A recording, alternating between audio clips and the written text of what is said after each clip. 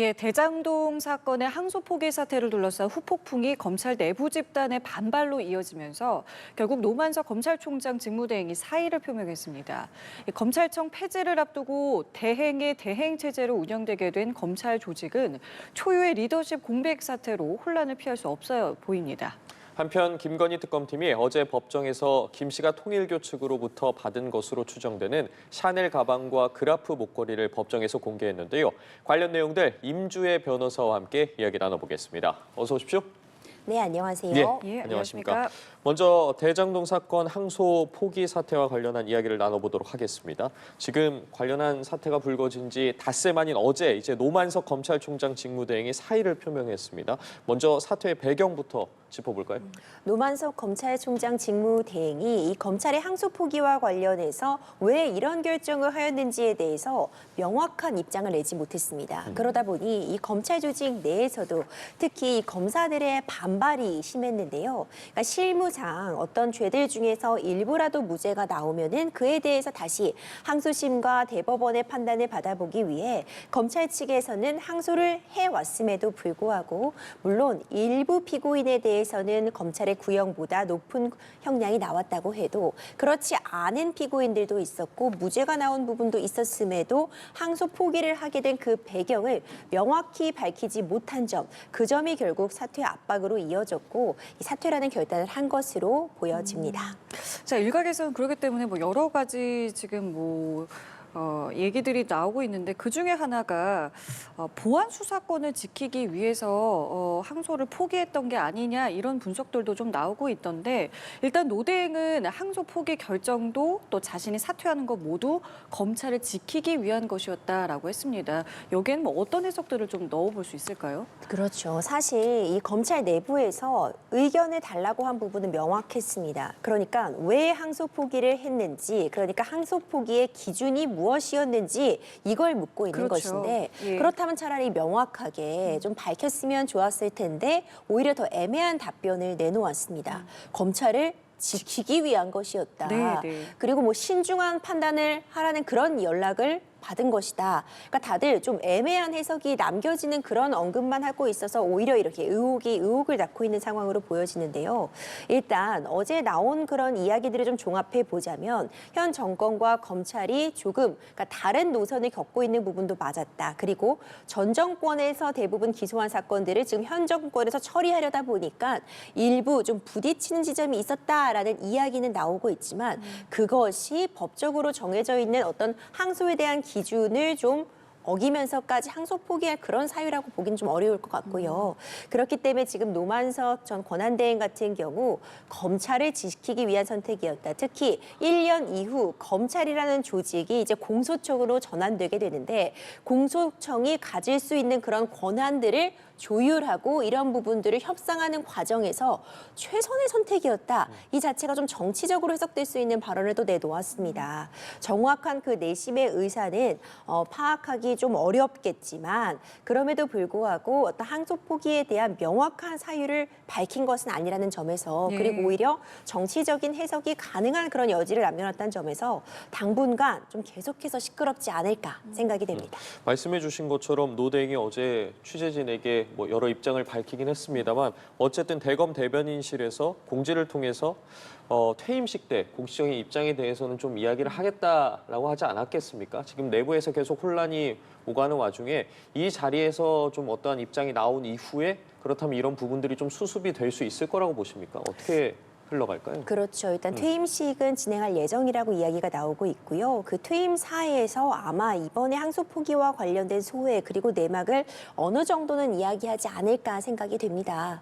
이제 그 자리에서 좀 의혹들이 해소가 되고 검찰 내부가 좀 안정화될 수 있을 만한 답변이 나온다면은 이 사안이 좀 정리가 되겠지만 항소 포기는 굉장히 중요한 의미를 갖는 부분은 맞습니다.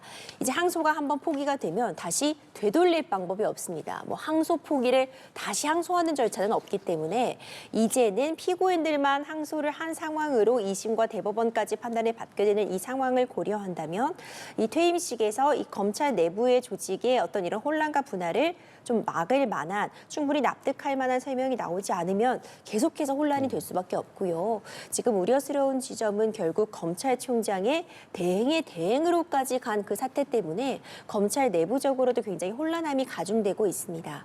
검찰은 이 사건만 담당하는 것이 아니라 많은 민생과 관련된 그리고 다른 국민들의 사건도 처리를 해야 되는데 이런 사건들 연이어 발생을 하면서 지휘부의 공백이 일선 검사들의 업무 처리에까지 영향을 미치지 않을까 그 부분은 좀 우려스럽습니다. 그러니까 말씀하신 그 대행의 대행 체제로 이제 운영이 되는 건데 그럼 누가 맡게 되는 것이고 그러면은 기존의 역할들까지 뭐 다 포괄해서 하게 되는 겁니까? 차순실 기조부장이 맡게 됩니다. 네. 이것도 사실 누가 맡는 게 맞냐도 좀 혼선이 있었다는 이야기까지 전해질 정도로요. 이전에 사실 검찰총장 대행은 있었지만 대행의 대행까지 간 사례는 좀 찾아보기 어려웠습니다. 기본적으로 이제 기조부장, 이 기조부장이라는 자리가 그 다음에 어찌 보자면 선임이라고 불리는 그런 자리이기 때문에 그 순서에 따라서 일단 대행의 대행 자리를 맡게 된 것 같고요. 워낙 지금 직무 대행으로서 역할을 하고 있었지만 사실상 검찰총장이 없다면 검찰총장의 역할을 하고 있는 것입니다. 네. 이 검찰총장의 역할을 이제 차순실 기조부장이 맡아서 진행을 한다라고 볼 수 있는데 워낙 지금 검찰 내부 상황이 혼란스럽고 또 이 검찰이 지금 뭐 폐지된다, 1년 이후 공소청으로 전환된다 여러 이야기가 나오고 있기 때문에 이 혼란스러운 상황을 대행의 대행 체제로 좀 정돈을 할 수 있을지 그 부분은 좀 의문으로 남습니다. 알겠습니다. 그리고 잠시 후 오전 10시 10분부터 이제 박성재 전 법무부 장관의 영장실질심사도 열리게 됩니다. 한 차례 구속영장이 이미 기각된 바 있고 이번이 이제 두 번째 심사고 특검이 이제 다시 추가 압수수색 등 보완 수사를 거쳐서 영장을 재청구한 건데 어떤 혐의로 영장을 재청구했고 어쨌든 영장을 재청구했을 때는 특검 입장에서는 자신이 있다라고 봐야 되지 않겠습니까? 어떤 부분을 좀 집중해서 봐야겠습니까? 그렇죠. 한 차례 기각이 됐지만 다시 청구했다는 건 아마도 새로운 증거 등을 보강했다라는 의미로도 읽혀집니다. 이제 만약 이번에도 또 구속영장이 청구가 발부가 되지 않는다면 특검 측도 타격을 입을 수밖에 없기 때문에 좀 신중을 기했으리라고 보는데요. 지금 받고 있는 혐의는 결국 내란을 공모했다, 내란에 함께 참여했다라는 혐의입니다.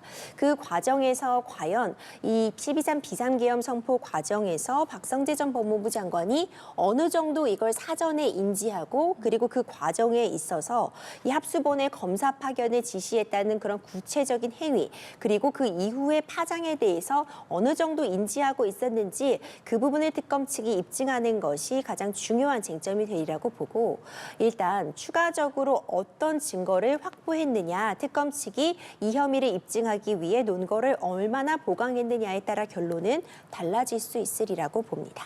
근데 일단은 하나 좀 눈여겨봐야 될 게 최근에 조태용 전 국정원장이 구속이 됐습니다. 그렇게 되면은 오늘 이 박성재 전 장관의 구속에도 영향이 있다고 볼 수 있는 겁니까? 어느 정도 영향은 끼칠 수 있어 보입니다. 이 조태용 전 국정원장 같은 경우에는 이 국가정보원법에 따라서 어떤 이런 중요한 사태가 발생을 하고 국가의 안위에 문제가 생기면 국정원장으로서 국회에 보고해야 되는 그런 의무를 부여받는데 예. 그런 보고를 하지 않았다는 점이 사실 구속에 있어서 굉장히 중요한 사유가 됐다고 전해지고 있습니다. 예. 그리고 그 과정에서 증거인멸의 혐의도 인정이 되었다라는 부분인데 물론 별개의 사건이고 별개의 행위를 했기 때문에 구속 사유가 달라질 수 있는 부분은 분명하지만 적어도 12.3 비상계엄 선포 과정에서 국정원장이나 전 법무부 장관이라는 굉장히 중요한 중책을 맡고 있는 당사자가 그런 위급한 상황에서 어떤 행동을 했느냐에 따라서 지금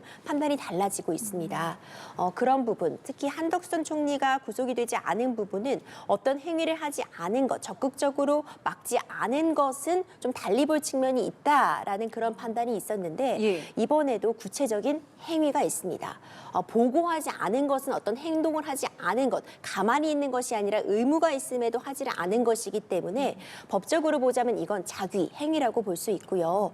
지금 조태용 국정원장뿐만 아니라 박성재 전 법무부 장관 없이 파견을 지시한 건 행위라고 볼 수 있습니다. 이런 부분들 때문에 이번에 구속이 될지에 대해서 좀 많은 관심을 받고 있는 것 같고 이와 관련해서 이미 국정원장도 구속이 된 사정도 어느 정도는 영향을 끼치겠지만 가장 중요한 건 증거인멸의 우려가 있느냐에 따라 구속 여부는 달라지게 될 것 같습니다. 어떤 결정이 나올지 지켜봐야 할 것 같은데 자 이런 상황 속에 오늘 윤석열 전 대통령의 내란 우두머리 혐의 재판도 진행이 되는데 이 자리에 이제 홍장원 전 국정원 차장이 증인으로 출석을 하게 됩니다. 헌법재판소에 앞서 탄핵 심판 변론 과정에서 이미 2번 마주친 바 있고 오늘 이제 다시 3번째 마주하게 되는 건데 윤 전 대통령이 홍 전 차장을 오늘 자리에서 좀 직접 신문할 가능성에 대해서는 어떻게 보세요? 직접 신문할 가능성이 충분히 있어 보입니다. 지금 윤석열 전 대통령 같은 경우에는요. 지금 피고인으로서 적극적으로 재판에 참여하고 방어권을 행사하겠다라고 전략을 일부 수정한 것 같습니다. 그러니까 오히려 적극적인 공세를 펴는 것이 더 유리하겠다라는 판단을 이미 한 것 같은데 홍장원 전 차장 같은 경우에는 정말 중요한 증인입니다. 특히 탄핵 심판 과정에서도 홍장원 전 차장의 이 증언의 신빙성이 쟁점이 되었었고 그렇죠. 결과적으로 보자면 탄핵이 인용되는데 결정적인 역할을 했다고 볼 수 있습니다. 그러니까 싹 다 잡아들여라라는 특정 정치인들에 대한 체포 지시가 있었느냐 여부는 이것이 실제로 이런 체포 지시가 있었다면 이건 비상계엄 선포 하에서 할 수 있는 통치 행위의 범위를 벗어나는 어떤 나라에 위해를 끼칠 수 있는 내란으로 인정될 가능성을 높일 수밖에 없기 때문에 아마도 윤석열 전 대통령은 탄핵 심판 때와 마찬가지로 홍장원 전 차장의 이 증언이나 진술들의 신빙성을 낮추기 위해 적극적으로 공세를 이어가리라고 보고요.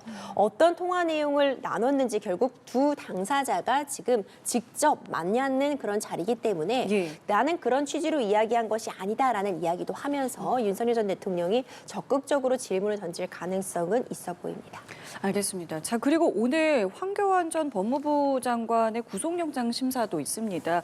어제 체포가 됐고요. 오늘 영장 심사가 진행되는데 왜 체포가 됐고 또 어떤 부분 때문에 지금 구속영장 심사까지 진행되는지도 좀 전해주시죠. 황교안 전 법무부 장관 같은 경우에는 지금 문제가 되고 있는 이런 측면이 내란을 선동했다는 겁니다. 황교안 전 총리가 그러니까 12.3 비상계엄 선포 직후에 이 비상계엄을 옹호하는 듯한 그런 내용의 글을 SNS에 올린 점, 그리고 특정 정치인들을 체포해야 된다라는 과격한 표현을 한 점, 그리고 그 이후의 과정에 있어서 지금 이 헌법재판 과정이라던가 적극적으로 의견을 피력한 그런 점들이 결국 내란을 부추기고 국민들을 선동했다라는 혐의를 받고 있는 건데요. 체포영장이 이제 발부가 되고 집행이 된 건 지금 이런 내란 선동 혐의로 특검에서 출석을 3차례 정도 요구했는데 변호사님 잠시만요. 저희가 조금 전에 이야기 나눴던 박성재 전 법무부 장관이 지금 이제 법원에 출석을 하고 있습니다. 저희 현장 목소리 함께 권한남용 들어보시죠. 문건 작성 지시하고 삭제하신 건 맞습니까? 계엄 전 국무회의에서 서명 요구하셨습니까?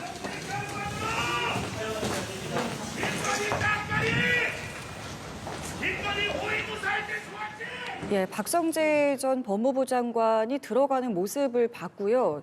보신 것처럼 기자들이 질문을 한두 가지 정도 한 것 같은데 특별히 대답 없이 이야기를 했습니다. 그리고 자신의 입장에는 변화가 없다라면서 자신의 입장에 대한 설명만 있었습니다. 함께 다시 한번 들어보시죠. 보시나요? 저희 입장은 변화가 없습니다. 권한남용 문건 작성 지시하고 삭제하신 건 맞습니까? 계엄 전 국무회의에서 서명 요구하셨습니까? 예, 지금 들어보신 것처럼 제 입장은 변화가 없습니다. 라면서 기자들의 질문에 답하지 않고 자신의 짤막한 입장만 남기고 들어갔습니다. 그러니까 결국에는 지금 추가 압수수색해서 지금 2번째 영장 청구했지만 나는 일단은 입장에 변화가 없다라는 입장을 내놓은 겁니다. 그렇죠. 사실 구속영장 실질 심사를 받으러 들어가는 상황이기 때문에 구체적인 언급을 하긴 좀 어려운 측면이 있어 보입니다.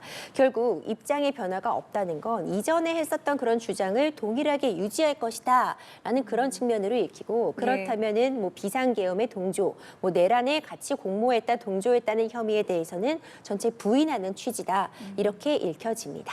앞서 지금 법원 같은 경우 첫 번째 영장 실질 심사 심사 당시 구속의 상당성이나 도주 또 증거인멸의 염려에 대한 소명이 부족하다라면서 구속영장을 기각하지 않았겠습니까? 어쨌든 검찰도 이 부분에 집중해서 다시 한번 영장실질심사를 대비할 텐데 구체적으로 좀 어떤 부분 다투는지도 다시 한번 좀 짚어주시죠. 그렇죠. 결국 이번 사안 같은 경우에는 이런 박성재 전 법무부 장관이 비상계엄 선포 이 전후 과정에서 과연 윤석열 전 대통령과 얼마나 교감을 했고 구체적으로 어떤 행위까지 나아갔느냐가 지금 쟁점이 되고 있습니다. 예. 그런데 통화가 있었다, 어떤 지시를 받았다는 건 원래 대통령과 법무부 장관 사이에서 있을 수 있는 일입니다.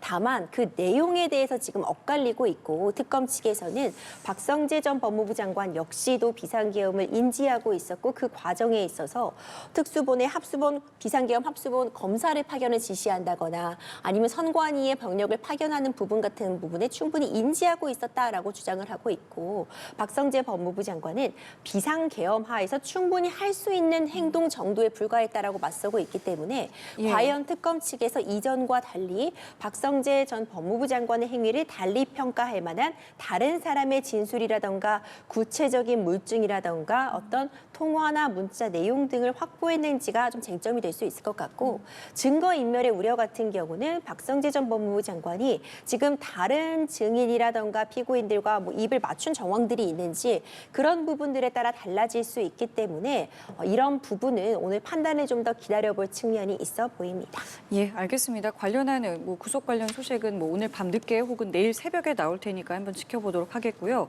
앞서 저희가 황교안 전 장관의 이 구속영장 심사와 관련한 이야기도 좀 짧게 나누고 있었는데 그럼 이 부분은 다시 한번 좀 짚어볼까요? 그렇죠. 황교안 전 총리 같은 경우에는 내란에 선동했다는 혐의를 받고 있는데요. 특검 측의 수사 요청에 3회 정도 불응했기 때문에 체포영장이 발부가 되고 집행이 되었습니다.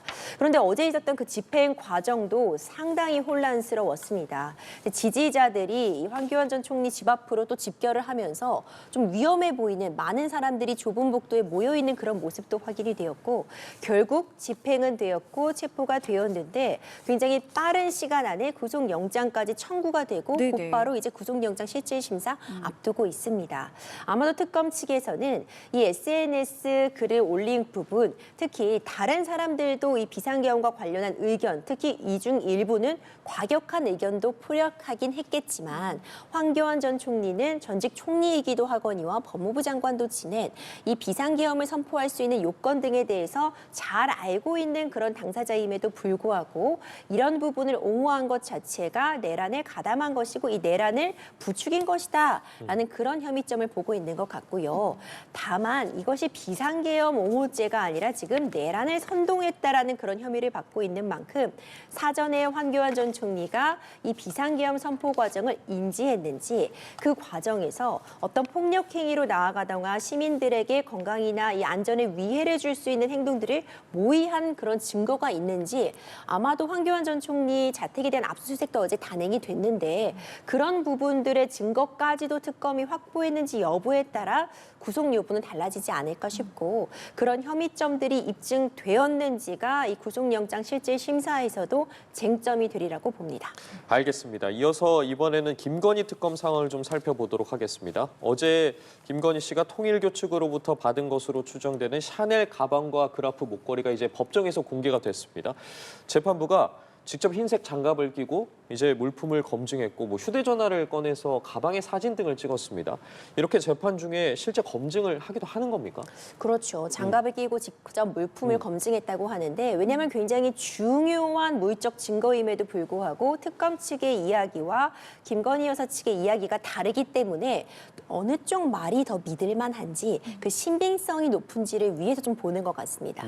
다만 제가 생각하기로는 지금 이런 뇌물죄나 알선수재죄와 관련해서 물품을 수수한 것 자체가 이미 그 물건을 받았다는 뜻이지 그걸 썼느냐 안 썼느냐 그러니까 사용 여부가 어떤 형량에 있어서 결정적인 영향을 주는 것은 아닙니다. 예. 다만 어떤 법 감정이라던가 국민들의 감정을 봤을 때 이 제품을 받은 것도 크게 문제가 됐는데 사용까지 했다면 일종의 괘씸죄가 적용될 여지는 있겠죠. 그렇기 때문에 일단 가방 같은 경우에는 사용감이 있다라는 일단 1차적인 판단을 예. 받은 것 같고요. 목걸이 같은 경우에는 사용했는지 여부를 좀 알기가 어렵다는 취지인 것으로 보이는데 실제로 법원에서 재판을 진행하다 보면 재판부가 직접 그 중요 증거물을 확인하는 절차는 충분히 거칠 수 있다고 보고 이와 관련해서 사실 어떤 죄의 입증을 위해서 사용 여부가 결정적인 역할을 하는 것은 아니지만 양측의 주장이 엇갈리고 있기 때문에 이런 부분까지 다시 한번 확인했다고 평가가 됩니다. 엇갈리는 부분이 그러니까 이거잖아요. 김건희 씨 같은 경우에는 가방은 받았다. 근데 아까 말씀하신 그 목걸이 같은 경우에는 나는 받지도 않았고 DNA 감정도 한번 해보자. 그러니까 DNA 감정하자는 건 이제 사용 여부까지 한번 확인해 보자라는 건데 이 부분은 왜 이렇게 부인을 하고 있는 거라고 보면 될까요? 액수 때문이라고 평가가 됩니다. 우리가 뭐 뇌물죄나 알선수재 같은 경우에는 알선수재는 별도의 그 금액에 따른 뭐 양형 기준까지가 마련되어 있는 것은 아니라고 해도 어느 정도 다른 죄들과 비교했을 때 그 비교해서 형량이 매겨지게 되는데 보통 뇌물 같은 경우에도 이게 3천만 원을 넘는가 5천만 원을 넘는가 1억 원을 넘는가 이런 부분에 따라서 양형에 반영이 됩니다. 그렇다면 이 샤넬백 2개 정도의 금액을 합치면 3천만 원에 미치지 못하는데 이 그라프사의 다이아몬드 목걸이는 고가입니다. 이 목걸이가 지금 적어도 6천만 원 정도 한다라는 이야기가 나오고 있는데 이 목걸이가 만약 수수를 했다고 하면은 그 금액 자체가 굉장히 상향되는 그런 부분들이 있고요. 두 번째 가능성은 정말 받지 않은 가능성도 전 열려 있다고 봅니다. 예. 이 정도로 강하게 부인을 했다가 예. 나중에 또 이 샤넬백처럼 수수를 인정하게 되면 이건 재판을 받고 있는 입장에서 악수라고밖에 평가할 수 없습니다. 근데 변호인단 측에서도 굉장히 강력한 어조, 명백히 이 목걸이는 받지 않았다라고 밝힐 정도면 정말 받지 않았을 가능성은 전 열어두고 있고요. 만약 또 경우의 수를 나눠서 받았는데 지금 부인하고 있는 경우라고 본다면 예. 그것은 변호인으로서 생각해 보건대는 액수 때문이다. 워낙 고가이기 때문에 이 부분은 좀 불리하고 있다 이렇게 보여집니다. 지금 말씀하신 것처럼 김건희 씨 측에서는 필요하면 뭐 표피세포를 비롯해서 뭐 각질까지 다 내겠다라고 이야기를 한 상황이고 단순히 주장에 그치지 않고 공신력 있는 기관에 의뢰해달라는 의견서를 법원에 제출을 한 상황입니다. 이런 것들을 검사를 하면 실제로 좀 DNA가 나오는 겁니까? 어떻게 적용되고 작용하는지도 궁금합니다. 그렇죠. 근데 이런 이야기까지가 나오는 게 사실 지금 양측의 진술이 엇갈리고 있기 때문이지 이 목걸이를 받았지만 착용하지 않았다고 해서 받지 않은 게 되는 것은 아니고요. 예. 목걸이를 받고 많이 착용했다고 해서 죄가 더 무거워진다? 그것도 아닙니다. 이제 그럼에도 불구하고 이 실착용 여부가 쟁점이 되고 있는 것은 김건희 여사 측에서 피고인으로서 결코 받지 않았다고 주장을 하고 있고 그런데 이 목걸이를 건넨 전성배 씨는 이 목걸이를 전달했고 심지어 잘 받았다는 이야기까지 전해 들었다라고 완전 정반대되는 주장을 하고 있기 때문에 그럼 어느 쪽 말이 더 신빙성이 있는지를 확인해 보기 위해서 이런 절차까지 하고 있는 겁니다.